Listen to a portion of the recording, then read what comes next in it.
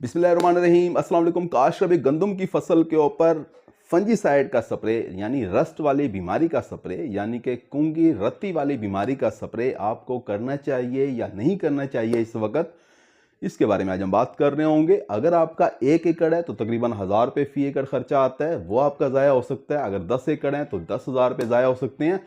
और अगर आपके 100 एकड़ हैं तो आपका 1 लाख रुपया ज़ाया हो सकता है अगर आपने गलत फैसला किया है। काश भाई आपने फैसला किस तरीके से करना है स्प्रे का, इसके बारे में आज हम बात कर रहे होंगे। अगर आपने हमारे चैनल सब्सक्राइब नहीं किया तो चैनल को फौरन सब्सक्राइब कर दें, साथ में बेल के बटन को दबा दें ताकि फसलों के मुतालिक हम जितनी वीडियो बना रहे होते हैं वो आपको बर वक्त मिल सकें। काश भी अगर आपकी फसल 100-105 दिन की है, यानी आपने वक्त के ऊपर अपनी गंदम की फसल काश्त की हुई है और इस वक्त सिट्टा निकल चुका है, पॉलिनेशन का अमल जारी है, तो अगले 20-25 दिन बहुत अहम है क्योंकि इन्हीं 20-25 दिन के अंदर दाना भी बन रहा होगा, दाने की भराई भी हो रही होगी, दाने के अंदर वजन भी आ रहा होगा। काश भी अगर आपके खेत के अंदर अभी तक रस्ट वाली कुंगी वाली बीमारी ने हमला नहीं किया और आपके गांव के अंदर भी इर्द गिर्द भी किसी खेत के अंदर रस्ट वाली कुंगी वाली बीमारी का हमला नहीं हुआ, तो फिर आपको फंजीसाइड वाली जहर का स्प्रे नहीं करना। बिल्कुल अपने जहन से इस बात को निकाल दें कि आपने फंजीसाइड का स्प्रे इस सीज़न के अंदर करना है, क्योंकि इस सीज़न के अंदर कोई हालात नहीं है, कोई सूरत हाल नहीं है ऐसे कि आपको स्प्रे करना पड़ेगा।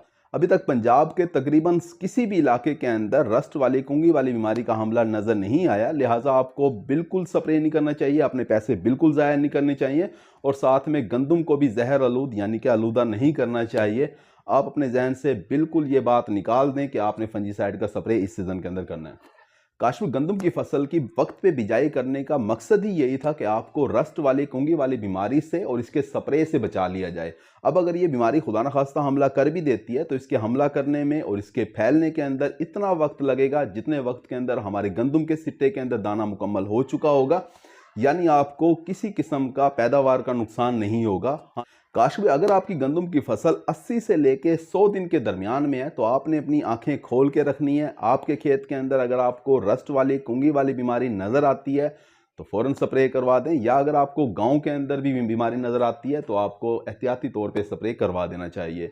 इसी तरह से अगर आपकी पछेती काश्त है तो सबसे ज़्यादा ख़तरे के अंदर ये वाले काश्तकार हैं जिनकी फसल अभी 65-70 दिन की है।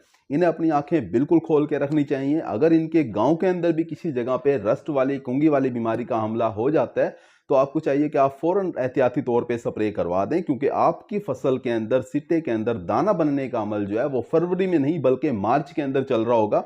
मार्च के अंदर मौसम भी काफ़ी गर्म हो चुका होगा, आपकी फसल के अंदर दाने के अंदर कोई इतना ख़ास वज़न भी नहीं आना, थोड़े हल्के दाने बनेंगे आपके।